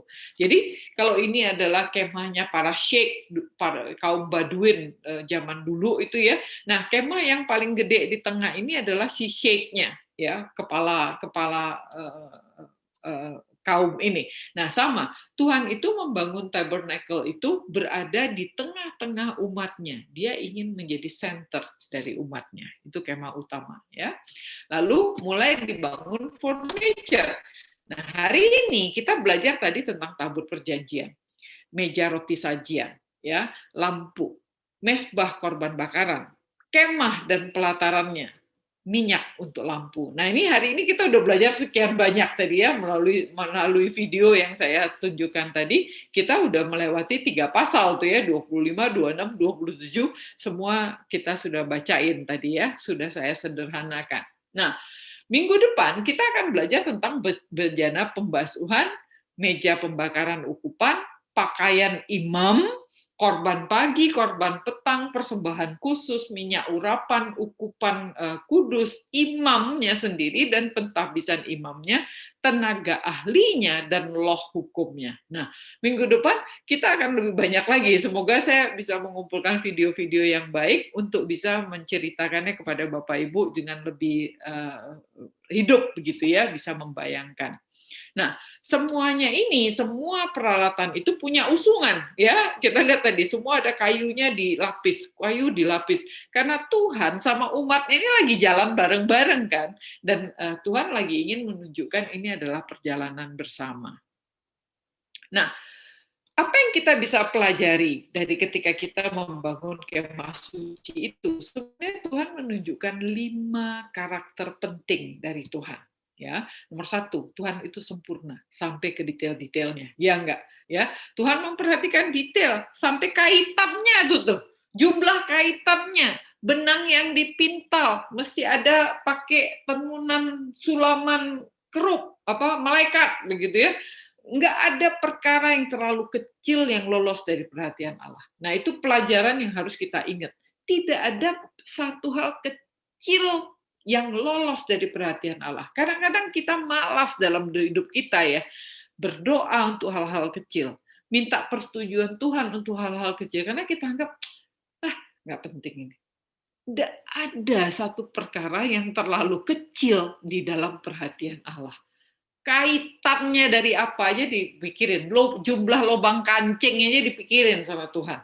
Ya, yang di dalam kainnya biru merah ungu pakai kaitan emas, yang di luar yang dari bulu kambing dibikin dari kaitannya dengan tembaga, itu dipikirin sama Tuhan. Ya, jumlah pasaknya berapa, alasnya berapa, lebarnya berapa, tingginya berapa, nah itu dipikirin semua. Jadi Tuhan itu nomor 1 sempurna sampai detail. Yang kedua, Tuhan itu fungsional dan simple. Coba perhatikan ya, bendanya itu tidak ada yang murni dekoratif. Semua benda yang Tuhan bikin itu berfungsi. Nggak ada yang cuma dekorasi doang. Tirai pun harus bagus, memisahkan ruang ini dengan ruang itu. Ini memisahkan ini dengan itu, ya kan? Ya, itu tirai. Lalu kita lihat lampunya, kita lihat mejanya, kita lihat bahkan penutupnya, semua itu ada fungsinya, tidak hanya dekorasi. Ya, Tuhan itu fungsional. Yang kedua adalah Tuhan itu simple, straight, strong. Nggak ada tuh melekuk-melekuk. Lempeng aja semua. Kayak kita lihat bagaimana Tuhan membangun perahunya Nuh, itu juga lempeng aja ya, kotak gitu, kayak lapangan sepak bola berlapis-lapis. Nah ini juga sama, kemah suci itu dibentuk kotak, kemahnya sendiri juga kotak, semua kotak dibagi 3 kotak gitu kan. Mesbahnya ukurannya bujur sangkar, kotak lagi, tingginya sekian gitu, semua itu lempeng aja gitu, simple, straight, tapi kuat gitu ya. Nah yang ketiga adalah Tuhan itu teratur. Kalau kita lihat matematikanya nih, semua dibikin dalam perhitungan yang menunjukkan keseimbangan. Nggak mungkin terbalik, nggak mungkin jatuh, nggak mungkin goyang, kan gitu. Panjang, lebar, tingginya tuh dibikin dengan perhitungan yang menunjukkan keseimbangan, kokoh, mantep gitu. Bahkan sampai kaitnya ke sini, ditancepin ke sini, kan begitu kita lihat ya, satu kayu 2 pasak, kan gitu, ditusukin begitu, di satu papan 2 alas gitu kan. Nah, itu sudah terbayang ikatan-ikatan yang dia lakukan sehingga gedung apa namanya, kemah suci itu menyatu, papan-papan itu menyatu dengan baik. Nah, rapi, pas, presisi. Nah, itu yang Tuhan atur gitu kan. Nah, yang keempat adalah Tuhan memperhatikan kualitas. Jadi Tuhan itu sempurna, memperhatikan fungsi, dia teratur dan memperhatikan kualitas. Kualitas itu semua dibikin dengan emas murni, yang berhadapan dengan Tuhan itu emas murni semuanya. Ya. Lalu ada karya tangan terbaik, membuat kain linen di tengah padang pasir kayak begitu dan harus melakukan tenun pakai tangan, itu memerlukan mungkin berlama waktunya. Dan semua perempuan mungkin, saya membayangkan ya, yang ahli-ahli menenun semua mengerjakan itu. Mereka memerlukan berbulan-bulan untuk menyelesaikan, untuk membuat kemah suci ini. Ini kan baru dikasih tahu, mereka baru kemudian bikin kan. Nah, itu akan makan waktu gitu untuk melakukannya. Dan Tuhan menunjuk sendiri ahlinya, siapa yang akan mengukir ini, yang akan membuat ini, Tuhan semua tunjuk sendiri ya, untuk menghasilkan karya yang terbaik. Nah, Tuhan memperhatikan kualitas. Ada satu orang yang berusaha hitung gitu, berapa duit sih ini semua. Diperkirakan dalam duit pound sterling itu 300.000 pound sterling, artinya sekitar 6 miliar rupiah. Jadi 6 miliar untuk sebuah tenda, itu mahalnya luar biasa ya. Tapi itulah kualitas yang Tuhan harapkan. Ya, lalu memakai tenaga ahli yang terbaik. Dan yang kelima adalah Tuhan menyukai keindahan. Jadi Tuhan melakukan sesuatu yang simple, melakukan sesuatu yang fungsional, teratur, tetapi Tuhan tidak mengabaikan keindahan. Dia itu Allah gitu. Ya, hidup dengan Tuhan ya mesti selalu indah gitu ya, dengan warna yang merah, biru, ungu itu tadi, terus ada sulamannya, terus proporsinya tuh harus tepat, kerupnya harus berhadapan satu sama lain, kepalanya ke bawah, sayapnya dikembangkan, semuanya itu dilapisi, dikasih bingkai dengan emas, gelangnya mesti di sini, presisi, proporsional, dilihat indah gitu kan. Nah, itu Tuhan. Jadi karakter Tuhan kita itu terlihat dari rancangannya sampai sedetail-detailnya. Ya. Jadi kembali Tuhan itu sempurna, dia fungsional, dia teratur, dia memperhatikan kualitas dan dia menyukai keindahan. Itu Tuhan kita. Ya. Nah, lalu ada yang mengagumkan. Sadar nggak Bapak Ibu? Jadi kalau kita pelajari kitab suci kita ini, di seluruh Alkitab ini ada 50 pasal yang mencatat tentang kemah suci. Ya, jadi seorang ahli benar-benar mencatatnya dan kemudian hitung ada 50 pasal. Bandingkan dengan penciptaan. Bumi kita diciptakan itu cuma 2 pasal. Kok kemah suci itu ada 50 pasal, nggak kira-kira? Pertanyaannya itu mengapa gitu loh. Apakah sampai sebegitu menariknya? Ya, semua petunjuk pembangunan bahkan detailnya itu datang dari Tuhan sendiri.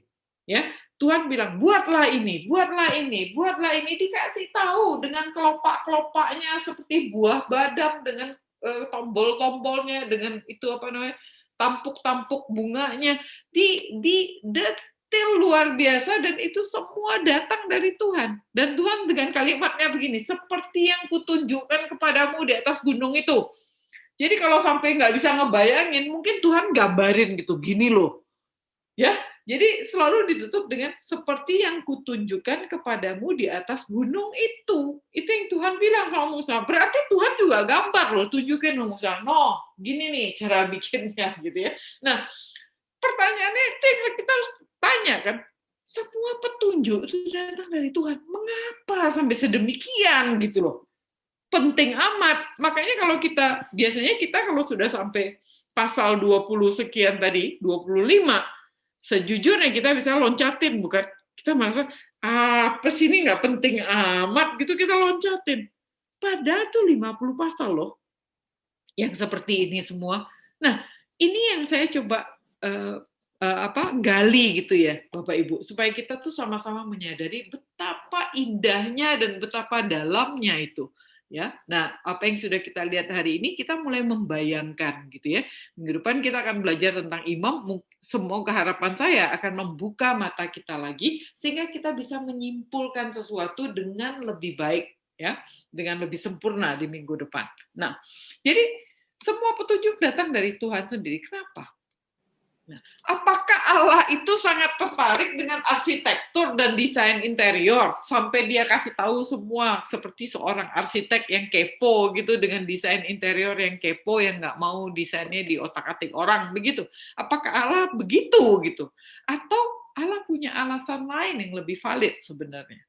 Ya, nah sebenarnya alasan itu adalah karena semua detailnya itu sedang menggambarkan anaknya yang akan datang 1.500 tahun kemudian gitu. Ingat ya, ini zamannya Musa. Semua hal detail itu menggambarkan Tuhan Yesus yang akan datang. Nah, itu yang luar biasa dari kemah suci ini. Nah, ini yang akan saya bahas sedikit, karena kita kan belum selesai bahas kemah sucinya ya, masih ada minggu depan. Nah, sehingga yang sudah kita pelajari hari ini, saya coba ambil apa sih yang mencerminkan Tuhan Yesus. Mari kita lihat ya, bagaimana kemah suci itu melambangkan Tuhan Yesus. Nomor satu, pelatarannya dipagari dengan tirai linen putih kan, sepanjang itu 100 hasta, 44,5 meter, itu semua putih. Lebarnya 22 meter, semua putih, semua putih. Cuman pintunya doang yang warna-warni. Nah, itu dia. Jadi putih itu menunjukkan Allah itu adalah kebenaran. Ya, putih itu lambang kebenaran, righteousness. Dan righteousness itu ketika orang ngelihat putih, nomor satu, biasanya kalau kita menyentuh tangan kita kotor putih, pegang putih, kita cuci tangan dulu. Atau kita nggak berani pegang, karena kita tahu tangan kita ini akan mengotori putih itu. Ya, spray putih, taplak meja putih, kemeja putih, kita langsung berhati-hati, ya kan? Kalau para wanita memakai baju putih, hati-hati. Kalau yang udah pakai lipstick, waduh, pelan-pelan sekali untuk pakainya, supaya tidak mengotori baju putih. Jadi putih itu menimbulkan kehati-hatian, sungkan. Kalau nggak perlu-perlu nggak, jangan dipegang, gitu ya. Nah, itu menimbulkan rasa segan begitu. Nah, lalu tirai itu tidak bisa diintip. Dia 2,2 meter. Orang Israel rata-rata ya kita ya, orang Israel tidak lebih tinggi dari kita. Rata-rata seperti orang Indonesia. Jadi 2,2 meter nggak bisa ngintip gitu. Nggak ada tangganya, loncat pun nggak bisa kelihatan. Jadi satu nggak bisa intip dari atas. Dari bawah nggak bisa diterobos karena beralaskan tembaga. Ingat ya, tadi dia ditanemin di tembaga. Mau nyelungsup gitu dari bawah tuh ya nggak bisa gitu kan. Nah, hanya ada satu pintu masuk yang dibikin dengan kain berwarna-warni dan diberi tiang 4 tadi itu kan. Nah, jadi Tuhan Yesus mengatakan di Yohanes 10 ayat 9, akulah pintu. Barang siapa masuk melalui aku, ia akan selamat. Ia akan masuk dan keluar dan menemukan padang rumput. Jadi pintunya itu dibikin berwarna-warni kan. dibikin menarik begitu ya, dan di dalam pintu itu ada 4 tiangnya ya. Nah, kata angka 4 itu mewakili universe.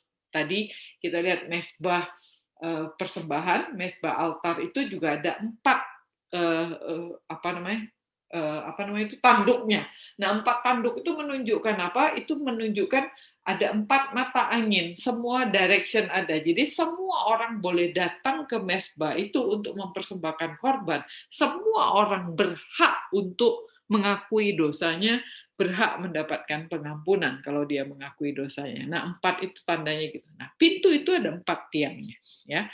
Berarti Tuhan Yesus itu membuka dirinya kepada siapa saja.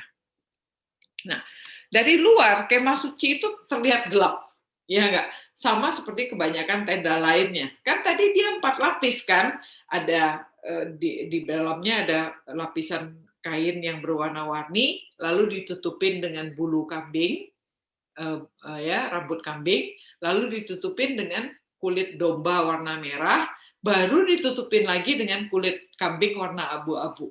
Ya, jadi dari luar kemah suci itu terlihat gelap, sama seperti tenda lainnya. Kan banyak itu kan orang Israel berpindah-pindah itu kan jalannya itu jalan perdagangan kan.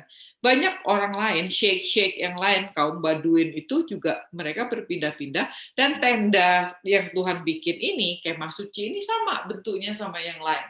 Ya. Nah, begitulah sebagian orang. Kalau mereka melihat Tuhan Yesus, mereka melihat Tuhan Yesus itu sebagai orang biasa. Makanya orang Muslim nggak bisa terima Tuhan Yesus itu sebagai Allah. Ada teman saya, seorang direktur, dia orang Kristen, pergi ke gereja dengan baik, tapi nggak bisa percaya Tuhan Yesus itu Allah. Dia menganggap enggak, Tuhan Yesus itu ya cuma orang suci gitu. Nah, banyak orang itu nggak bisa lihat gitu. Mereka cuma lihat Tuhan Yesus itu sebagai orang biasa. Nggak kebayang mereka ya. Jadi kain itu cuma abu-abu hitam gelap-gelap begitu, tidak terbayang di bawah kain itu ada sesuatu yang lain begitu. Ya. Nah, lapisan bulu kambing yang pertama, ya kan dia lapisan bulu kambing yang besar, yang paling luar. Lalu di atas kain warna-warni kan ada lapisan bulu kambing. Nah, lapisan bulu kambing ini kan dibikin dari 11 potong tadi kan. Nah, itu adalah Tuhan memberikan nubuatan melalui para nabi. Saya pikir-pikir kenapa 11 potong ya? Apa itu mencerminkan murid Tuhan Yesus yang 12 tapi satu berkhianat jadi 11 gitu ya. Saya mulai ngebayangin gitu ya. Tapi nggak tahu. Tapi ada satu Pastor David Powson mengatakan bahwa lapisan bulu kambing itu menunjukkan nubuatan melalui para nabi. Ya, jadi Tuhan sudah memberikan kita nubuatan dari para nabi tentang kedatangan Kristus. Kira-kira gitu. Ya. Lalu lapisan kulit domba merah, di atasnya ada lapisan kulit domba merah. Ini artinya Tuhan memberikan keselamatan melalui kematian Tuhan Yesus untuk tebus dosa manusia. Ya. Dan kemudian lapisan yang indah dan agung di bagian terdalamnya. Artinya Tuhan memberikan kuasa dan kemuliaan bagi orang percaya untuk memerintah bersamanya. Nah, ini orang luar nggak bisa lihat. Yang mereka lihat adalah kulit kambing yang abu-abu dan gelap itu yang paling luar, kulit paling luar. Nggak bisa lihat di bagian dalam. Padahal di dalamnya itu ada kulit domba yang sudah tebus kita. Di bawahnya lagi ada kulit kambing, adalah profesi dari para nabi dan nubuatan mereka tentang Tuhan Yesus. Dan yang paling dalam adalah lapisan yang paling indah dan agung, ya, yang artinya kalau engkau percaya, engkau akan masuk ke dalam kemah suci itu.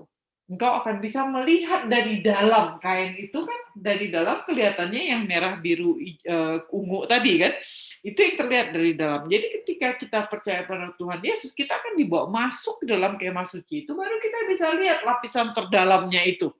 Ya, yang itu yang Tuhan bilang, orang percaya akan diberikan kuasa dan kemuliaan untuk memerintah bersamanya. Baru kita bisa lihat yang paling dalam. Nah, jadi perlu iman untuk percaya apa yang ada di bawah lapisan kulit itu. Semua kekayaan yang indah itu tersembunyi dari luar, nggak bisa orang lihat. Nah, semua ini adalah gambaran tentang keselamatan. Bagaimana kita tahu yang ke dalam? Masuk melalui pintu dulu dong. Masuk melalui pintu, nanti ketemu mesbah, mesbah ketemu pembasuhan baru kita menjadi imam, baru kita boleh masuk ruang kudus. Dan hanya imam besar yang boleh masuk ke ruang Maha Kudus. Nah, itu kita akan belajar minggu depan ya. Nah, jadi Yohanes 1 ayat 14 mengatakan begini. Firman itu telah menjadi manusia dan berkemah di antara kita, ya. Kata yang dipakai itu adalah to tabernacle with us gitu. Jadi berkemah dengan kita. Jadi firman yang sudah menjadi manusia itu sekarang berkemah di antara kita. Ya, dan kita telah melihat kemuliaannya, itu kemuliaan yang diberikannya kepadanya sebagai anak tunggal Bapa yang penuh kasih karunia dan kebenaran. Ya.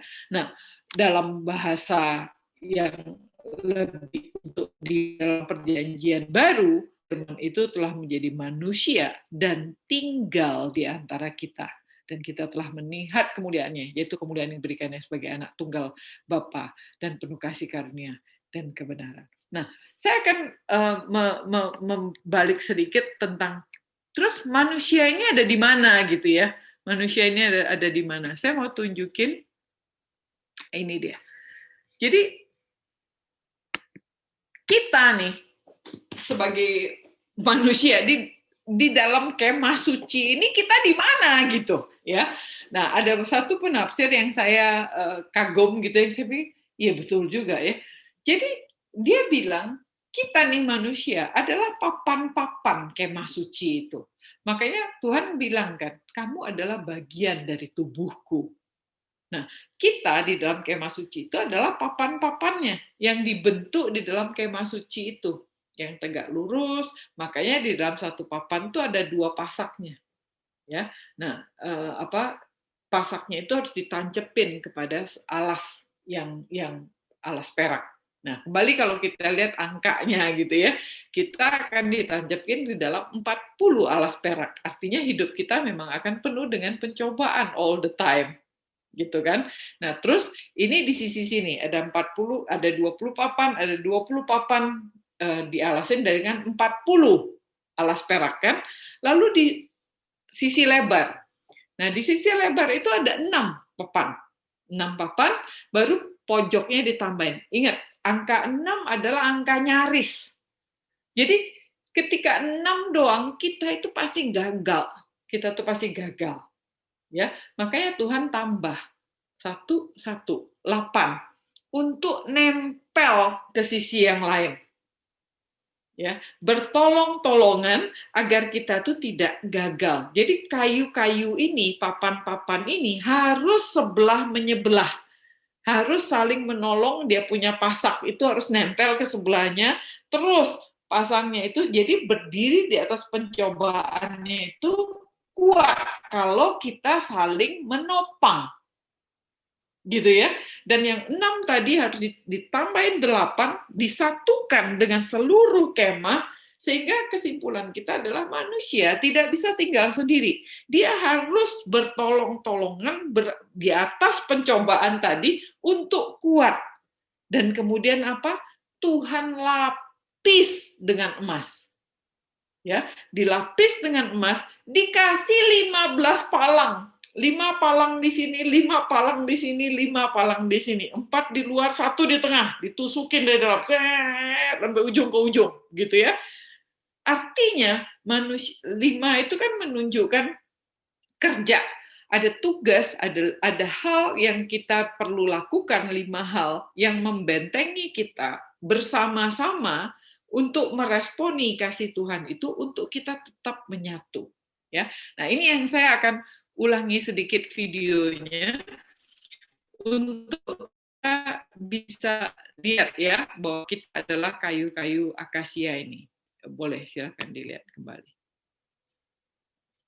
Ya, buatlah papan-papan kemah suci itu dari kayu akasia yang tegak lurus, panjangnya 4,5 meter dan lebarnya 66 cm. Harus ada 2 pasak pada setiap papan untuk menyatukannya dengan papan sebelahnya. Kemudian sambunglah semua papan. ada 20 papan untuk sebelah sisi selatan ke arah selatan. Lalu buat 40 alas perak di bawah ke-20 papan itu, 2 alas untuk 1 papan dan dengan kedua pasaknya. Untuk sisi sebelah utara juga ada 20 papan dan ada 40 alas perak dengan 2 alas untuk 1 papan dengan 2 pasaknya. Ya, nah ini sampai di sini tadi kan. Nah, lalu kita masuk kepada sisi barat ya, sisi barat. Nah, di sebelah untuk sisi barat ada 6 papan. Nah, ini dia 6. Nah, 2 papan ditambahkan di sudut-sudutnya. Jadi 6 itu pasti gagal. 8 disatukan, disambung pada bagian bawah dan atas sehingga membentuk 2 sudut yang kuat, menyatukan kedua bidang yang kuat. Kiri kanan semua disatukan. Ada 8 papan dengan 16 alas, 2 alas di bawah 1 papan. Lalu dibuat 15 palang melintang ya dari akasia dari sisi selatan, utara dan barat. Ya, ditempatkan 1 palang melintang. Ini kan 4 nih kan. Nah, 1 palang di tengah-tengah nanti disiapin. Ya, 1 palang di tengah-tengah itu ditembus dari ujung ke ujung, berada di tengah-tengah. Ya. Nah, lapisi papan-papan itu dengan emas. Kemudian dibikin gelang-gelang dari emas untuk palang melintang itu taruh di situ. Kemudian, nah demikianlah kemah suci menurut rancangan yang telah ditunjukkan kepadamu di atas gunung itu. Ya, nah jadi manusia adalah kalau melihat dari kasus ini adalah ketika kita dipakai sebagai palang-palang melintang itu ya. Dipakai sebagai papan-papan itu. Nah, jadi saya akan menutupnya, yaitu tadi, ayat ini menjadi ayat penutup kita di kelas kita malam ini, bahwa firman itu telah menjadi manusia dan tinggal di antara kita.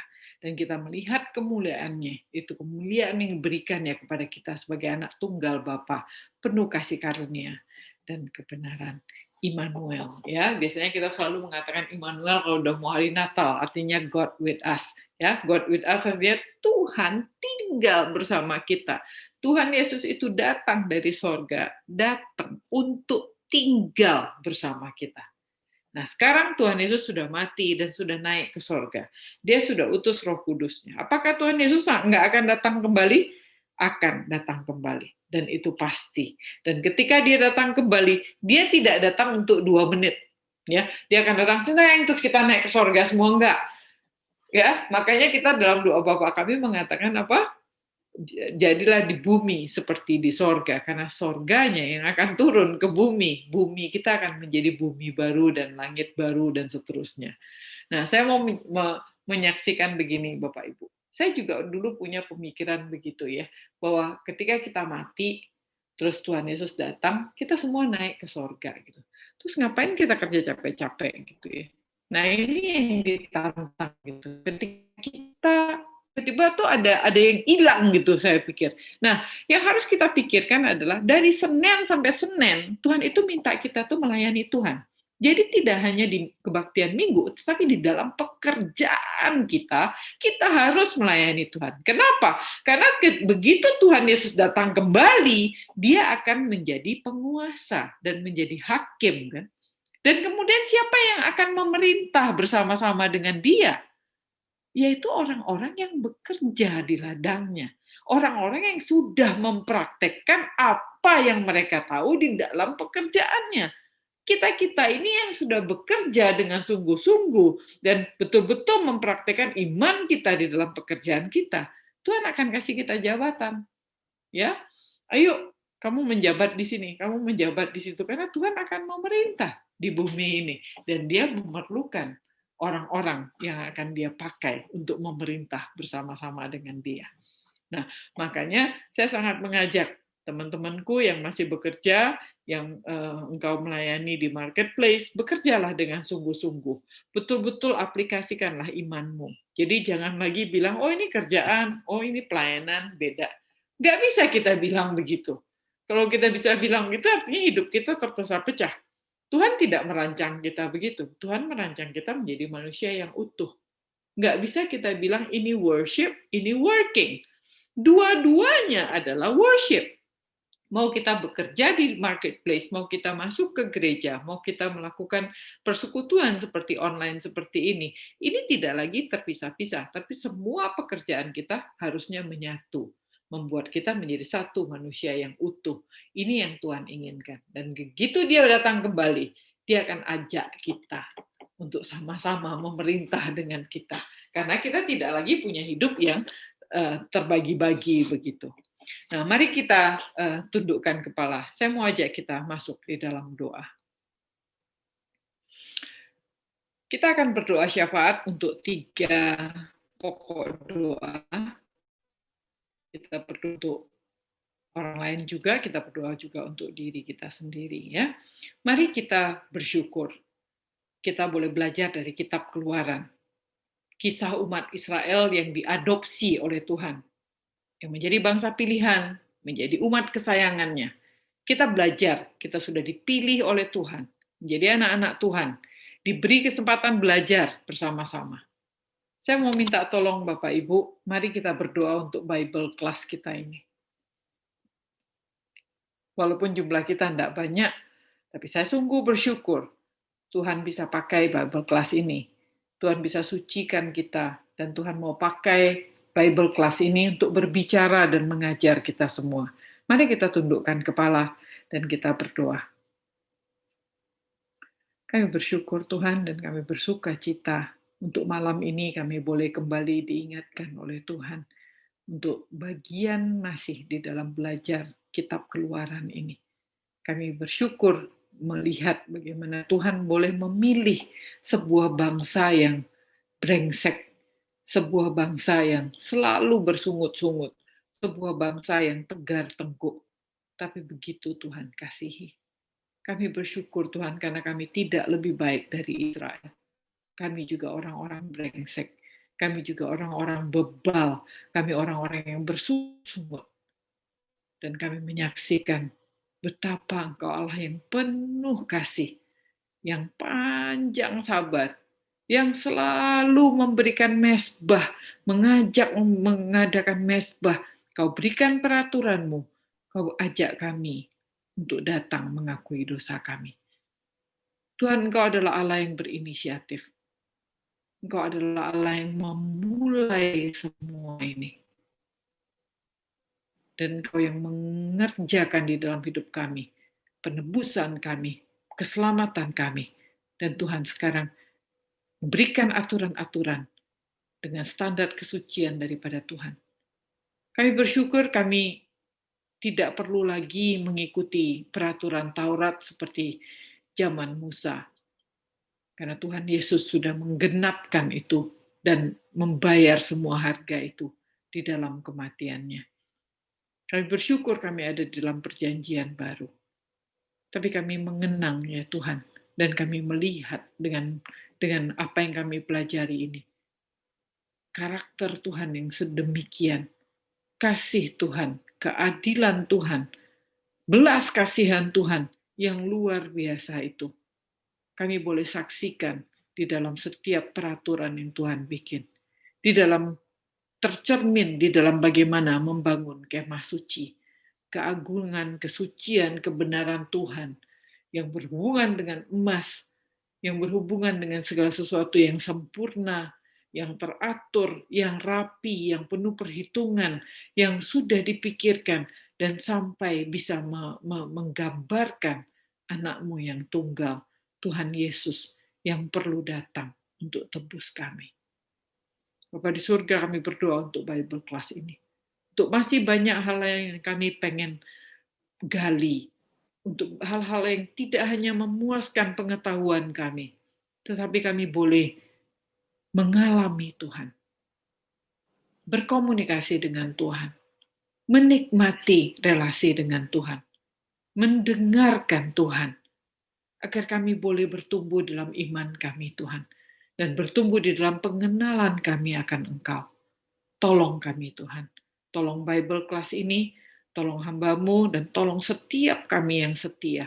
Agar kami sungguh-sungguh boleh belajar bersama.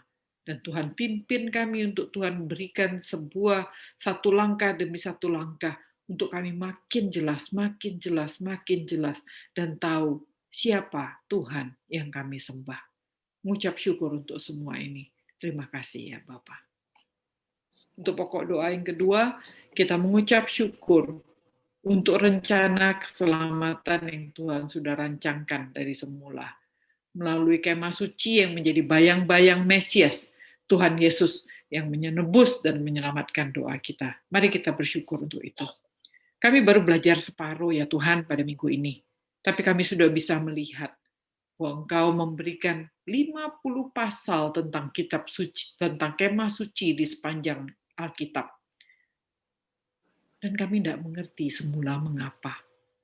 Tapi rupanya Tuhan mau menceritakan tentang Tuhan Yesus yang sudah dinubuatkan, yang sudah dijanjikan, bahkan jauh sebelum Musa, pada zaman Adam dan Hawa jatuh di dalam dosa, Engkau menjanjikan Mesias karena kasih-Mu Tuhan dan karena keadilan-Mu. Harus ada Tuhan Yesus yang membayar dosa kami, yang menanggung dosa kami. Dan kami boleh melihat Tuhan Yesus di dalam pembangunan kemah suci ini. Terima kasih Tuhan untuk membukakan mata kami.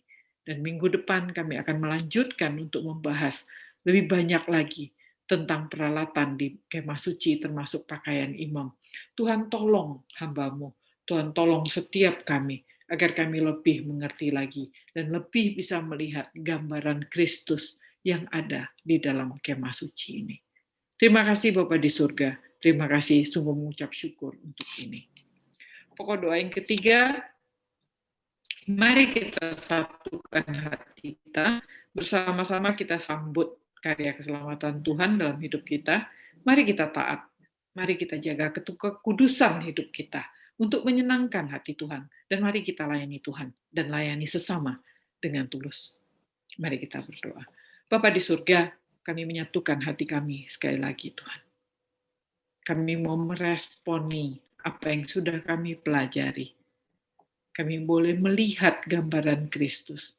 Dan kami boleh melihat gambaran kemah suci itu ada di dalam tubuh kami. Karena tubuh kami adalah kemah suci Tuhan. Dan sekarang dalam perjanjian baru, ketika Tuhan Yesus datang, dan Tuhan Yesus sudah mati, dan Tuhan Yesus sudah naik ke surga, Tuhan memberikan kami Roh Kudus yang kami terima dan diam di dalam kemah suci tubuh ini. Ini adalah kemah suci Tuhan. Kalau kami boleh memandang satu sama lain, walaupun hanya melalui online, kami sedang memandang kemah suci Tuhan.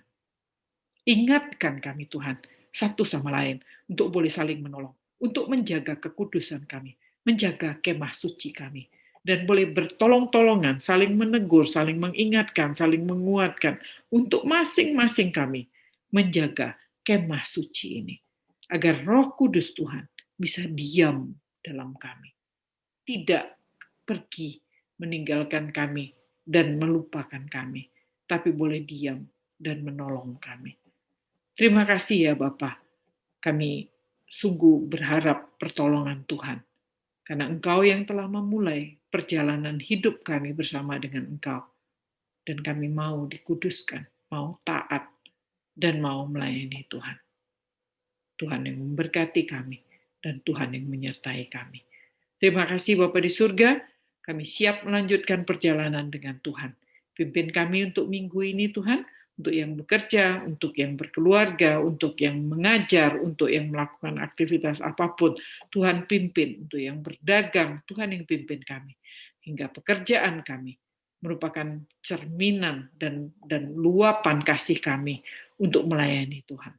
Terima kasih Bapa, Kau sertai kami semua, jauhkan dari segala mara bahaya dan penyakit, agar Tuhan hidup kami ini boleh memuliakan Engkau. Kami berdoa dan memohonkan semua ini di dalam nama Tuhan Yesus, Allah kami yang hidup. Amin. Amin. Terima kasih. Thank you, Selamat malam. Keren. Hai, Thank you, keren. Kamu potong rambut ya? Iya. Biar ringkes juga. Thank you ya, Oke, keren. selamat Bagus malam banget. semua, Bapak Videonya sangat Ibu. menolong videonya. Cie sama Boleh nggak sih linknya dibagi-bagi? Desi semuanya. Thank you ya, Cenja. Iya. Mendekati. Oke, sampai minggu depan Salam ya. buat Yakub. Iya, Bu. Bye. Bye. Bye. Ada Henny juga. Bye, Tante Rena. Bye. Halo.